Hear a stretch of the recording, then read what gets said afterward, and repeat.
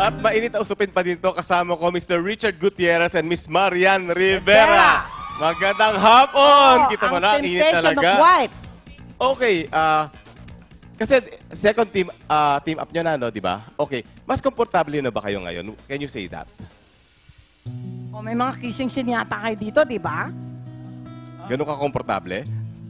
Komportable naman kami niyan. Masasabi ko na after 5 years namin nagkahiwalay ng landas at di kami nakagawa ng project together, finally nabigyan kami ng opportunity na gumawa ulit ng pelikula. Parang hindi 5 taon yung nakalipas. Alam mo yun, parang we're very... Kahapon lang. Oo. Sige, ano na lang, i-elaborate ko na lang. Siguro wag nating sabihin yung salitang komportable kasi medyo mabigat yung salita niya. Siguro sabihin natin na ano man ang gawin namin sa bawat eksena, malaking respeto namin sa bawat isa. Ayun, oo. Pero, eto ha, may respetuhan pa rin kasi marami daw sexy scenes dito.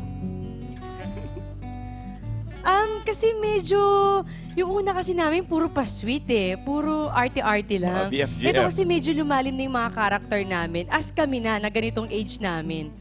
Nung ginawa niya ba yung una niyang pelikula, meron ka ng ding-dong? Wala pa. Wala. Tapos hindi mo siya niligawan, Richard? Ay, ang ganda-ganda ni Marian. Taken po ako noon. Ayaw sumagot. May sasabihin si Richard sana eh, no? Ikaw naman, ding-dong lang naman binanggit ko eh. Alam na ni Richard kung paano sasagot. Baka naman ang taken noon si Richard. May taken ka ba noon, Richard? Noong mga panahon na yon, oo. Yun. Oo, Si Richard kaya- ang taken. Oh, pero hindi, ngayon marami daw kayong kissing scenes dito. As in, umaatikabo ang mga kissing scenes. Hindi naman sobra, no? Ay, sobra daw. Hindi, pang, Oo, sobra daw. pang ano to, no? General patronage. Mga sweet na romantic scenes naman yung kissing scenes namin. Siguro nga, gaya ng sabi ni Ian kanina, yung unang pelikula namin puro pa sweet na mga eksena. At least ngayon, mas mature na yung character. So, na-require talaga na may mga romantic scenes. So, yan. And how are you taking to the romantic scenes, Marian? Paano ba?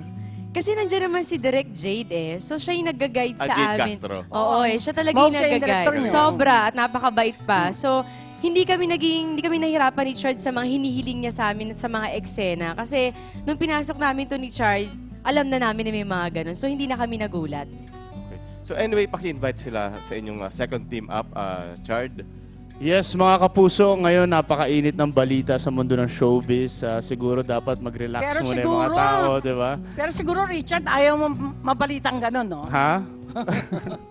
mahirap yun. Pero yun nga, para makarelax tayo ng konti, maka-escape tayo sa mga problema. Manood po kayo ng My Lady Boss sa April 10 na po yan. Sigurado mag-e-enjoy kayo sa bagong pelikula namin ni Marian, My Lady Boss po.